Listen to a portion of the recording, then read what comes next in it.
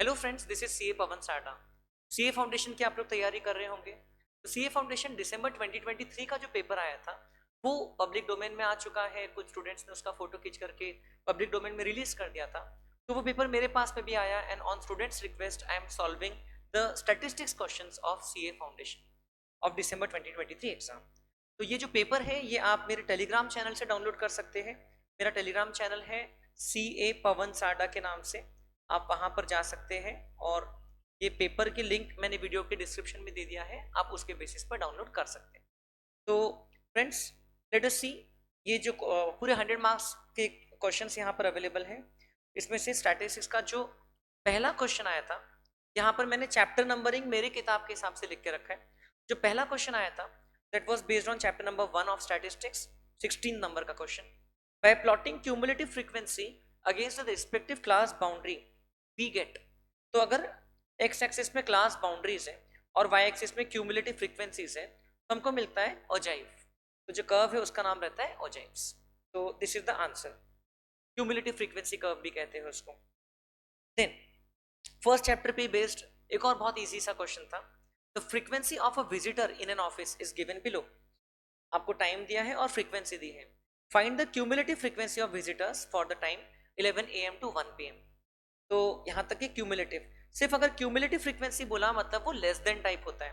मतलब 11 AM to 1 PM के बीच में अभी ये लेवल तक टोटल विजिटर्स कितने आए हैं। So 5 + 18, the answer will be 23। 5 + 18, option B. Then the AM and HM of two numbers are 5 and 3.2. What will be the GM? तो यहाँ पर हम लोग अप्लाई करते हैं formula, geometric mean square is equal to arithmetic mean into harmonic mean. ये आपकी किताब का ही क्वेश्चन है। Arithmetic mean 5 and harmonic mean 3.2, तो GM square is equal to 16। therefore GM will be equal to square root of 16, मतलब कि 4। so the answer is option C। then chapter 2 central tendency and dispersion वाले chapter के questions काफी सारे हैं। तो इसमें दिया है if the quartile deviation is 12 and the first quartile is 25, then what is the value of third quartile.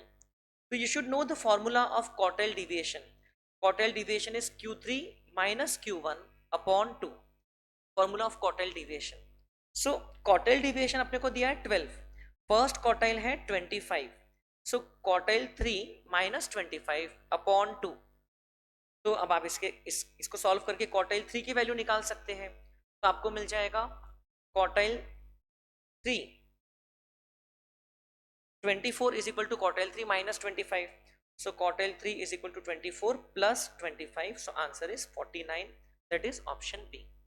काफी इजी क्वेश्चन है मेरे ख्याल से। तो then if mode of a group data is 10 and the median is 6, then what is the value of mean.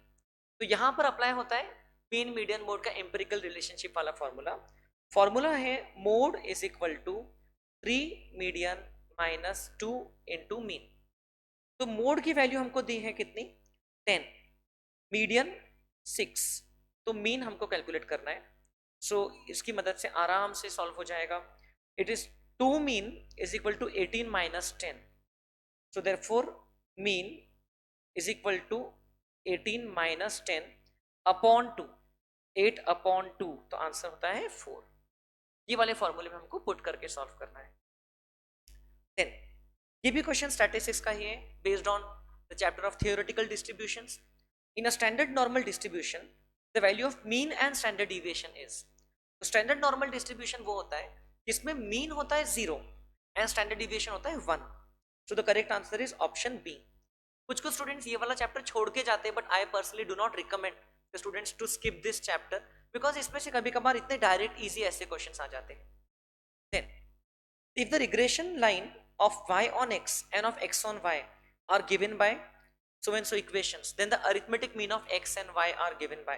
तो आप ये दोनों इक्वेशंस को सॉल्व करोगे तो आपको मिल जाएगा arithmetic mean of x and y। But यहाँ पर क्योंकि ऑप्शंस अवेलेबल है तो हम लोग ऑप्शंस की वैल्यू को सब्स्टिट्यूट कर करके चेक करेंगे कि कौन सा ऑप्शन का जो जोड़ी है वो दोनों इक्वेशंस को सेटिस्फाई करता है। That will be our answer. तो जैसे ये 5 एंड 12 है, तो अगर मैं यहाँ पर 10 × 5 करता हूँ, x की जगह x बार डालता हूँ, 10 × 5 50 हो जाता है। 50 - 290 कितना होता है, -240।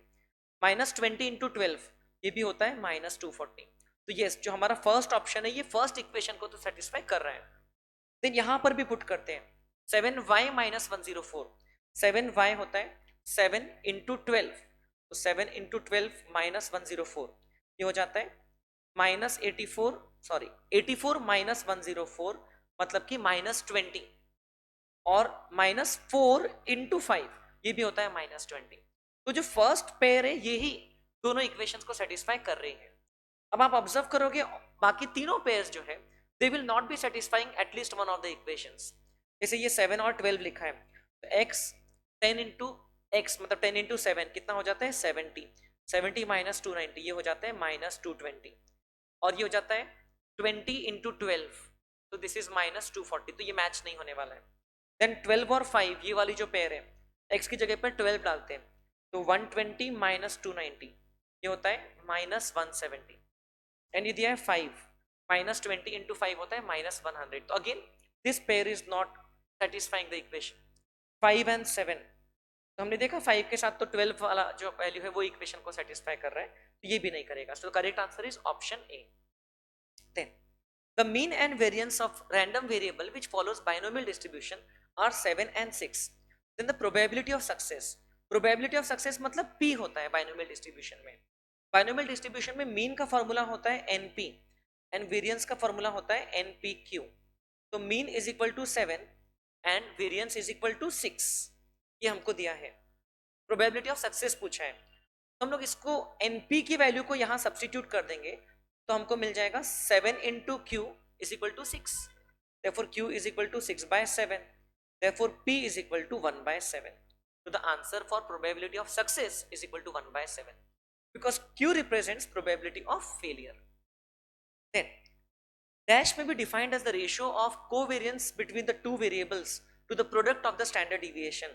तो ये हमारे कोरिलेशन कोएफिशिएंट का बेसिक फॉर्मूला है, Karl Pearson. So covariance upon product of standard deviation, Karl Pearson's correlation coefficient, जिसको हम लोग R भी बोलते हैं। Option B is the correct answer. Then maths और लॉजिकल रीजनिंग के भी क्वेश्चन है, तो वो अलग से नीरज सर उसके क्वेश्चन अपलोड करेंगे। तो फिर स्टैटिस्टिक्स का नेक्स्ट क्वेश्चन है 39। अगेन सिंपल क्वेश्चन है, mean of 5 observations x+1 x+3 x+5 x+7 and x+9 is given 15, then the value of x will be। तो अब इसमें आप या तो सब्स्टिट्यूट कर करके कर सकते हो या तो सिंपली इक्वेशन बना के कर सकते हो। If the mean of 5 observations is 15 means sum of all this observations divide by 5 is equal to 15, that means the sum of this observations 5 है तो इट विल बी 15 इंटू 5। हम बोल सकते हैं x+1, ये सभी ऑब्जर्वेशंस को ऐड कर लो तो उसका सम आ जाएगा 15 इंटू 5 दैट इज 75, और ऐड कर लिया तो ये हो जाता है 5x क्योंकि x 5 बार है, plus 1 plus 3 plus 5 9, 9 plus 7 16, 16 plus 9 25, 5x plus 25 is equal to 75। इसी को 5 से डिवाइड कर दिया तो बचता है x plus 5 is equal to 25, therefore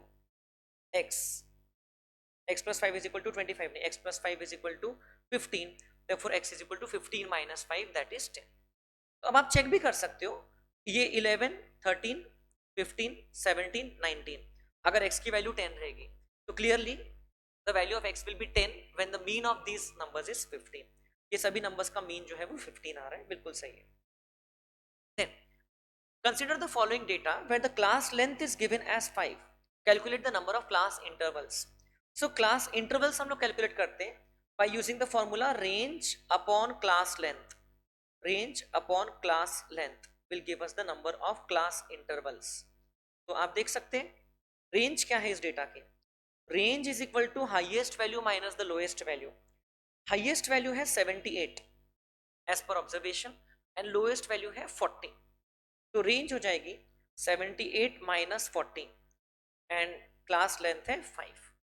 So it is clearly 38 upon 5 which is 7.6, और इसको आप राउंड ऑफ कर सकते हो बेसिकली अप टू 8 बिकॉज पहली क्लास रहेगी 40 से 45, फिर 45 से 50 and so on, last class रहेगी 65 से 70। So there will be how many classes, there will be 8 classes. 78 minus 40 divided by 5.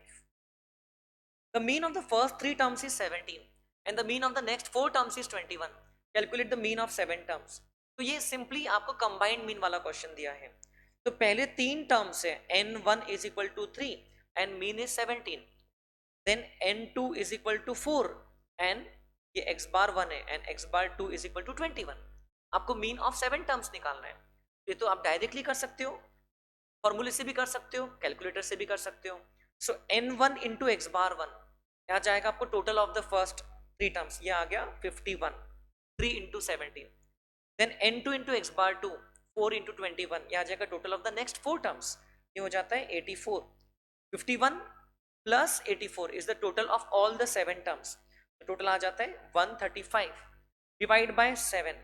तो 135 डिवाइड बाय 7 करोगे तो आपको आंसर आ जाएगा 19.28. ओके, कैलकुलेटर की मदद से आप ये आंसर क्विकली निकाल सकते हो. Then mean of a set of 20 observations is 18.3. ये इज होना चाहिए. Mean is reduced by 0.6 when a new observation is added to the set. The new observation is, तो इसको देखिए आप कैसे कर सकते हैं. 20 ऑब्जर्वेशंस का मीन 18.3 है, तो 20 ऑब्जर्वेशंस का टोटल कितना है, 20 इंटू 18.3. समेशन ऑफ x is equal to n into x bar, तो 20 इंटू 18.3. सो ये आ जाएगा total basically 366. The mean is reduced by 0.6 when a new observation is added. तो नंबर ऑफ ऑब्जर्वेशंस 21 हो जाएंगे एंड मीन हो जाएगा 17.7 क्योंकि 0.6 से कम हो गया. तो 21 इंटू 17.7, तो ये हो जाता है 371.7. तो इसका मतलब नया ऑब्जर्वेशन हमने कौन सा ऐड किया, टोटल नंबर ऑफ ऑब्जर्वेशंस 1 से बढ़ गए और ग्रैंड टोटल 5.7 से बढ़ गया. तो जो नया ऑब्जर्वेशन ऐड हुआ है that is 5.7. Answer is option C. Then probability का क्वेश्चन है, बड़ा सिंपल सा क्वेश्चन है. Probability of A intersection B पूछा है. प्रोबेबिलिटी ऑफ ए दिया है, प्रोबेबिलिटी ऑफ बी दिया है और probability of A union B दिया है. तो P of A intersection B is equal to P of A plus P of B minus P of A union B. तो P of A हो जाएगा 1/2, P of B 1/3 minus P of A union B is 2/3. इसको आप simply solve कर लीजिए. Common denominator हम लोग 6 ले सकते हैं, तो ये हो जाएगा 6. सो 3 प्लस 2 माइनस 4, सो आंसर आ गया 5 minus 4, 1/6. So answer is 1/6. This formula is just derived from the basic formula of probability of A union B.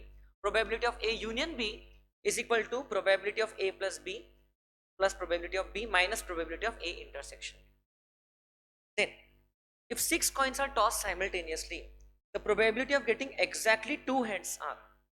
अगर आप 6 coins toss करें उसमें से आपको exactly 2 heads चाहिए, तो this one we can calculate using binomial distribution क्योंकि n is equal to 6 and आपको उसमें से 2 बार heads चाहिए and probability of getting a head is 1/2 or you can say 0.5.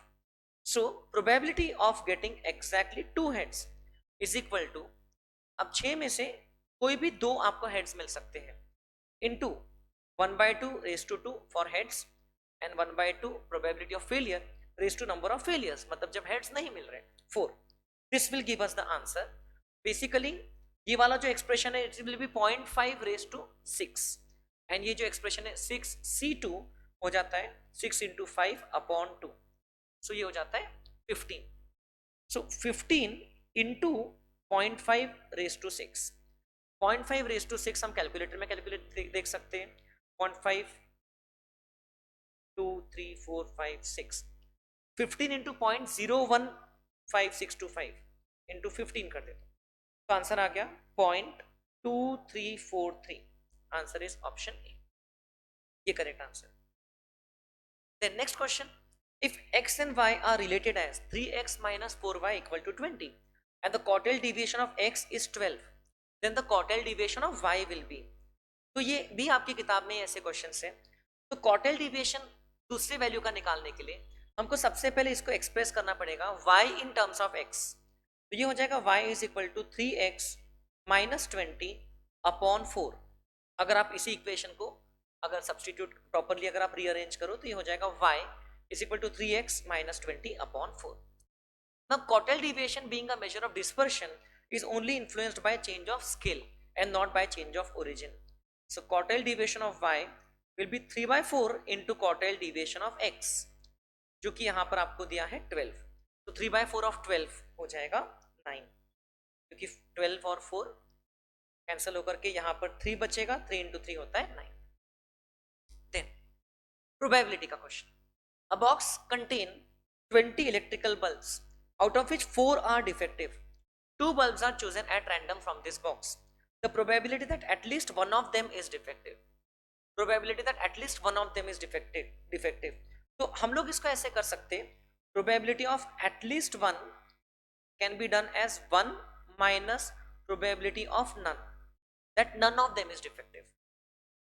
So probability that there are 0 defective bulbs when you are selecting 2 bulbs out of 20, 0 defective चाहिए आपको.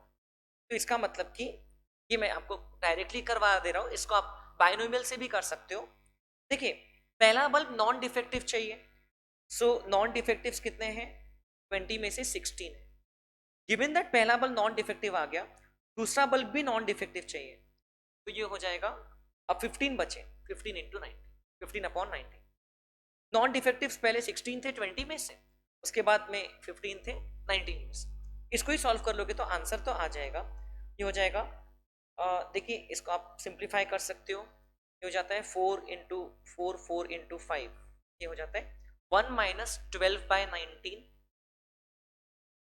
That means 7/19. So directly answer आ गया option ए. इसी में ये वाला जो expression है जो 12/19 आया, this we could have done using binomial distribution formula. Ultimately answer same ही आता था उससे. Binomial distribution, probability of 0 defectives.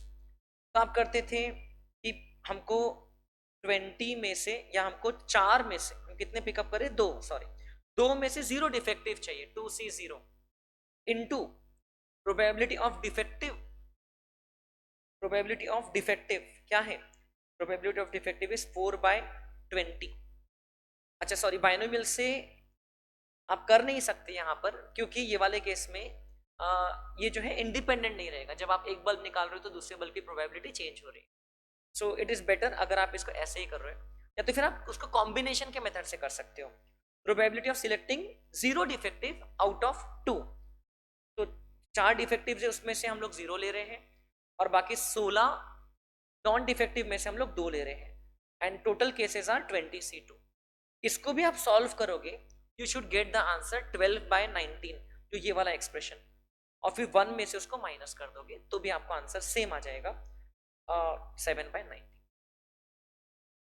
Then if the coefficient of correlation is 0.8 and the regression coefficient bxy is 0.32, then what is the regression coefficient of byx?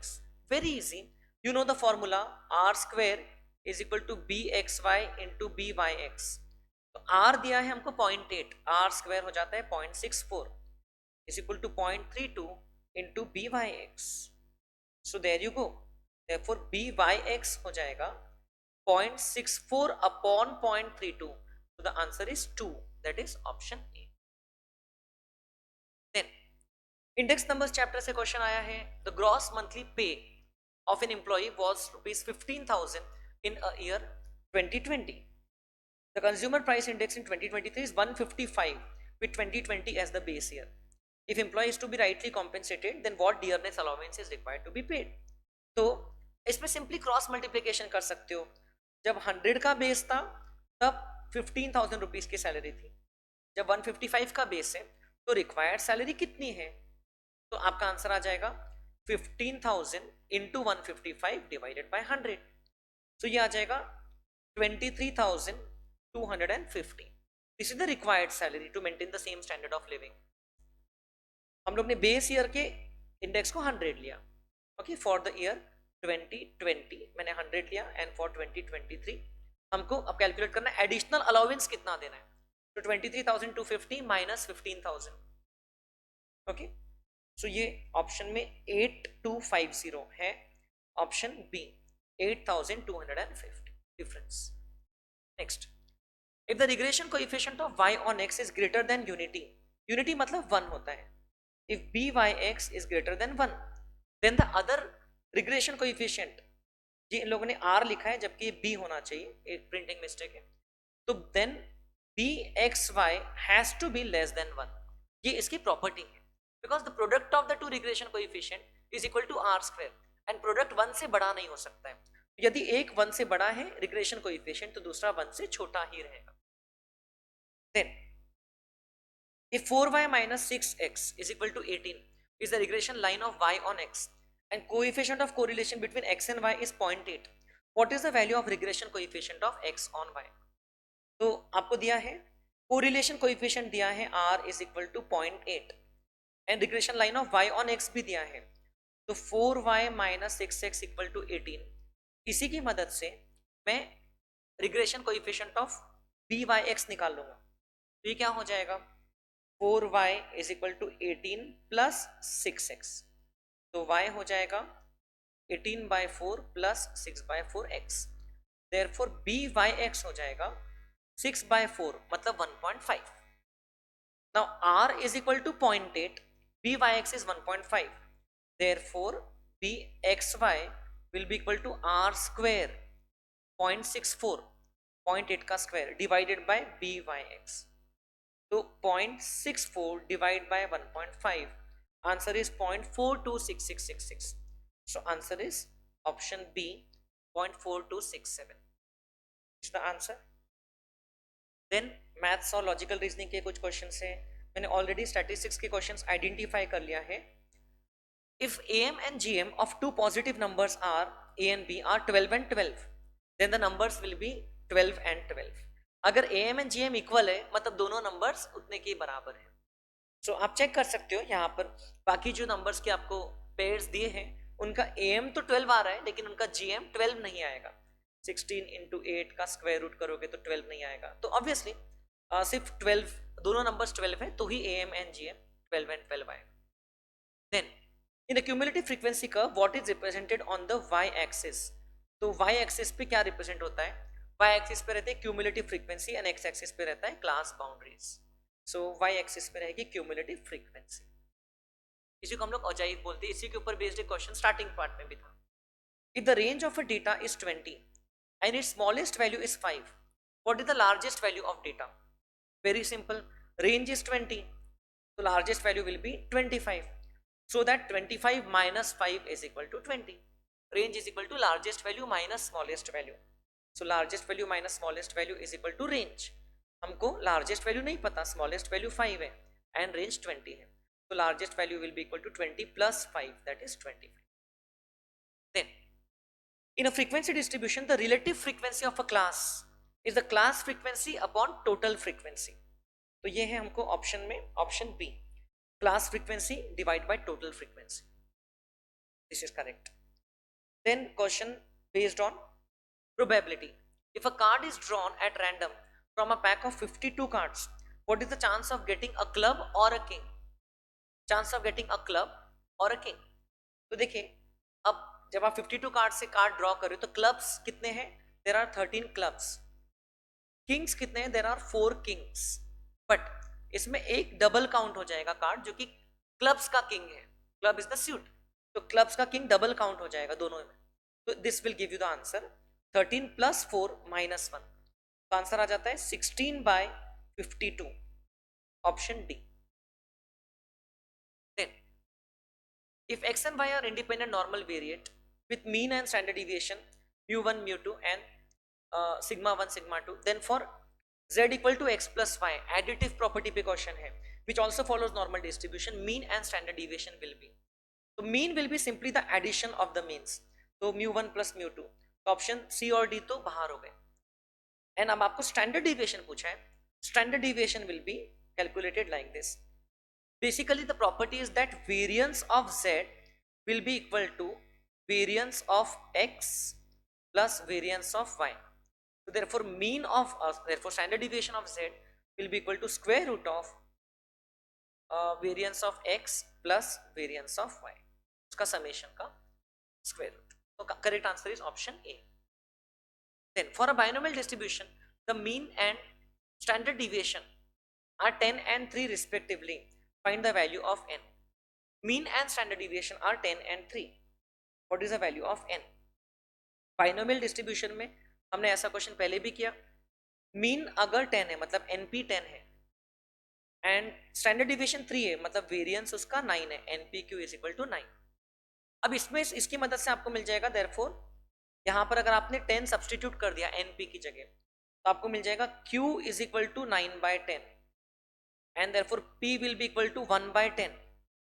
अब p अगर 1/10 है, n into p is equal to 10, therefore n is equal to 100. So ये 100 है, ये 1/10 है, तब जाकर के मीन 10 है. ये 100 है, ये 1/10 है, ये 9/10 है, तब जाकर के वेरिएंस 9 है एंड स्टैंडर्ड डिविएशन 3 है. तो ये रिवर्स चेक भी हो गया. Correct answer is option D 100. Then an index number constructed to measure the relative change in the price of an item of a group of item is called as the relative change in the price of an item of a group of item. तो price में relative change निकाल रहे हैं तो उसको हम लोग बोलते हैं प्राइस इंडेक्स नंबर. तो जो ग्रुप है उसका हम लोग ने इंडेक्स नंबर निकाला. प्राइस में चेंज मेजर करें तो price index number. Then Fisher's index does not satisfy the circular test. Fisher's index ideal index है क्योंकि वो टाइम रिवर्सल और फैक्टर रिवर्सल टेस्ट को सेटिस्फाई करता है. यूनिट टेस्ट को तो ऑलमोस्ट सभी मेथड सेटिस्फाई करते हैं एक्सेप्ट द सिंपल एग्रीगेटिव. सिर्फ Fisher's index does not satisfy the circular test. Option C. If the last pair's index is 110 and past year's index is 108, then what is Fisher's index? It is simply the geometric mean of last pair's index and past year's index. तो 110 into 108 जो भी आता है उसका square root. 110 into 108 का square root. Answer is 108.995. So option C. Then from the year 2013 to 2023 आपको पूछा क्या है? अगेन एम्प्लॉय को रियल टर्म्स में कितना एडिशनल अमाउंट मिलना चाहिए to maintain his previous standard of living. Consumer price index is increase from 135 to 180.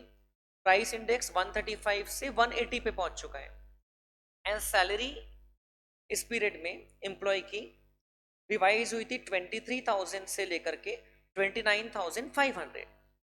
हमको ये देखना है कि सैलरी होना कितना चाहिए, how much the salary should B.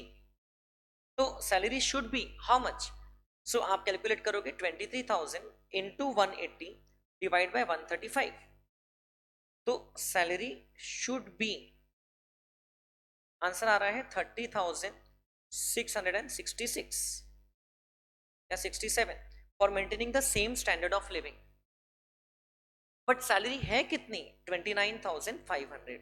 So additional salary required is equal to 1,166. So we will go with the closest option, which is option A. How much employee should get in real terms? An employee should get the following additional amount to maintain his previous standard of living. Okay, तो 1167 हो जाएगा, rounded off कर देंगे तो option में 68 दिया है. We can go ahead with that.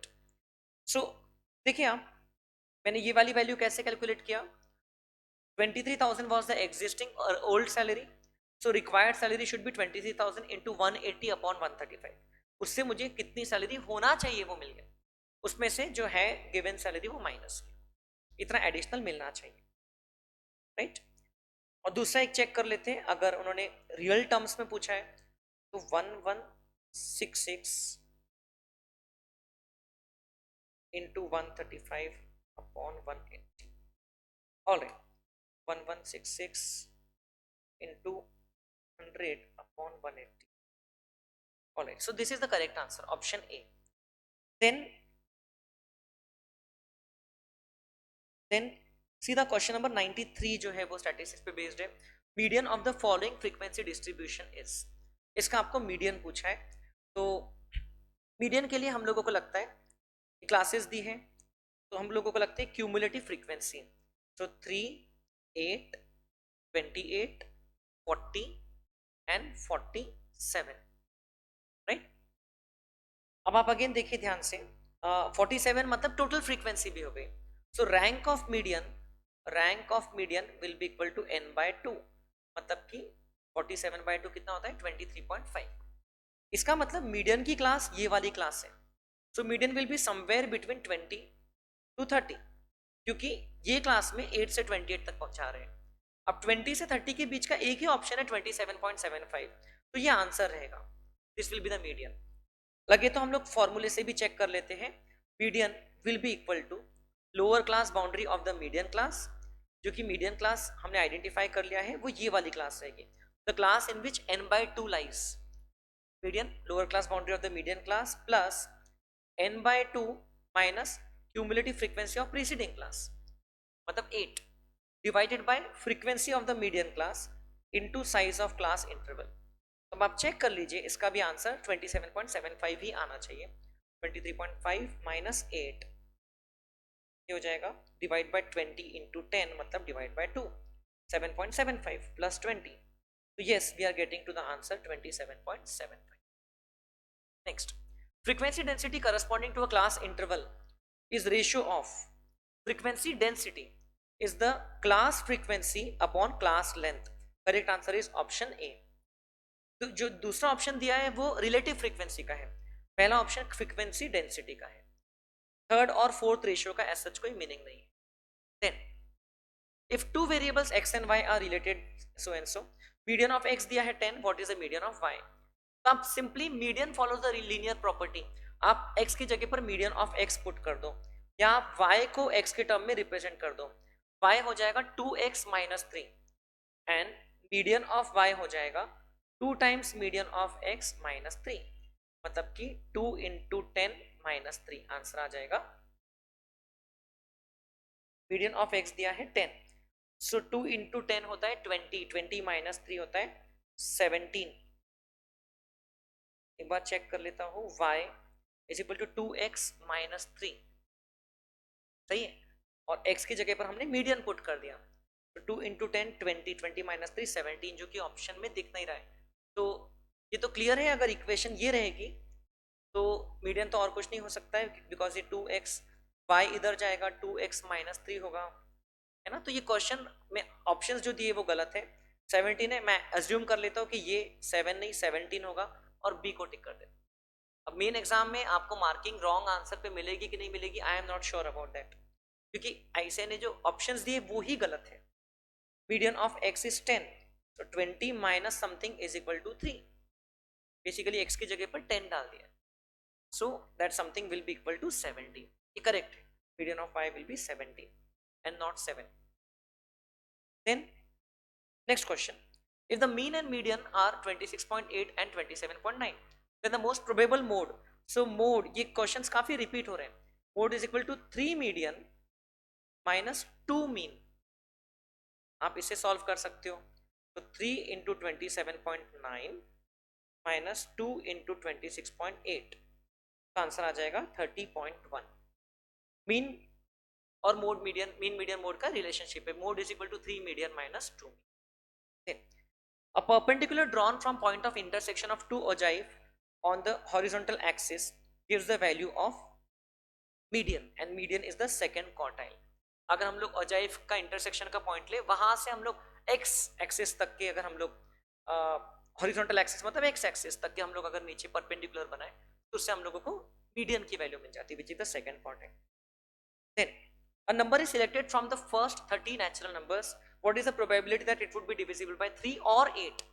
तो अब इसको हम लोग नॉर्मली भी गिन के कर सकते हैं, डायरेक्टली भी कर सकते हैं। फर्स्ट 30 नंबर्स में 3 के कितने मल्टीपल्स हैं, probability that it is a multiple of 3, सो 30/10 करके आ 30/3 करके आ जाएगा, सो answer is 10/30। Probability that it is a multiple of 8, 8 के तो आप गिन ही सकते हो सीधा सीधा, 3 मल्टीपल है 8, 8 16 and 24, so 3/30। अब probability of 3 and 8, multiple of 3 and 8, उसको माइनस करना पड़ेगा, 3 and 8 कंबाइंड का सिर्फ एक नंबर है 24, क्योंकि दोनों का मल्टीपल है, तो answer will be 10/30 plus 3/30 minus 1/30, so answer हो जाएगा 12/30, so 12/30 will be equal to 0.4, right. Then और ऐसा ही क्वेश्चन मुझे 100 नंबर वाला भी दिख रहा है, a number is selected at random from the first 100 natural numbers, probability that it is a multiple of 3 or 7, तो again I don't know why they have given repetitive questions. Probability that it's a multiple of 3 कितने रहेंगे 100 divided by 3. There are such 33 numbers out of 100. 7 के कितने multiples है तो 100 divided by 7 14 point something आ रहा है, डेसिमल को इग्नोर करना है. There are 14 such numbers and probability that it is a multiple of 3 and 7 जो डबल काउंट हो गए उसको हम लोग हटा देंगे. 3 एंड 7 के जो मल्टीपल्स हैं तो बेसिकली ऐसे 4 नंबर्स हैं. आप 21 से गिनना स्टार्ट करो तो 21 84 तक ऐसे 4 नंबर्स, या 100 डिवाइड बाय 21 करके भी 4 पे आ सकते. सो इसका आंसर आ जाएगा बेसिकली आपको this plus this minus common वाले करना है. 33 प्लस 14 माइनस 4 तो आंसर आ जाता है 43/100. That's the answer. देन ये क्वेश्चन बच गया 99 नंबर वाला, ये कंप्लीट कर लेते हैं. प्रोबेबिलिटी ऑफ ए इंटरसेक्शन भी दिया है, प्रोबेबिलिटी ऑफ ए यूनियन भी दिया है, प्रोबेबिलिटी ऑफ बी डैश दिया है और ए डैश पूछा है. तो इसको आप कैसे सॉल्व कर सकते हो? जो यूनिवर्सल फॉर्मूला है उसमें देखिए हमारे पास में क्या क्या अवेलेबल है. Probability of A union B is equal to probability of A plus probability of B minus probability of A intersection B. इसमें सिर्फ पी ऑफ ए अवेलेबल नहीं है, बाकी तो सब मिल जाएगा. A union B is equal to 5/6. Probability of A find out करेंगे. प्रोबेबिलिटी ऑफ बी डैश अगर 1/2 है तो प्रोबेबिलिटी ऑफ बी की वैल्यू भी 1/2 रहेगी and probability of A intersection B दिया है 1/3. इसको सॉल्व करेंगे तो हमको प्रोबेबिलिटी ऑफ ए मिल जाएगा. आप देख सकते हो प्रोबेबिलिटी ऑफ ए, इसको एक साइड में ले लेते हैं, विल बी इक्वल टू 5/6. 1/2 इधर आते हुए माइनस हो जाएगा, ये हो जाएगा -3/6. 1/2 लेफ्ट हैंड साइड में गया तो प्लस हो जाएगा, ये हो जाएगा 2/6. प्रोबेबिलिटी ऑफ ए हो जाएगा 4/6. Probability of A happening is 4/6, that is 2/3. और आपको पूछा है प्रोबेबिलिटी ऑफ ए डैश मतलब ए not happening will be 1 minus probability of A. So the answer is 1/3. Option B. So these are the 40 questions of statistics. मेरे हिसाब से काफ़ी easy questions थे. In fact, I had also received feedback from the students after the exam कि sir exam काफ़ी अच्छा गया.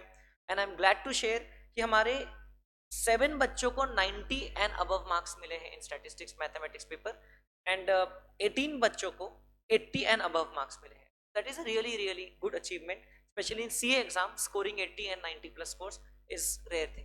So if you have any doubts, आप लोग chat box में लिख सकते हैं, आप लोग मुझे टेलीग्राम पे मैसेज कर सकते हैं, आप लोग मेरा टेलीग्राम पे चैनल भी फाइंड आउट कर सकते हैं, डिस्क्रिप्शन में मैंने लिंक दे के रखा है. चलिए, thank you friends, all the best for your exams.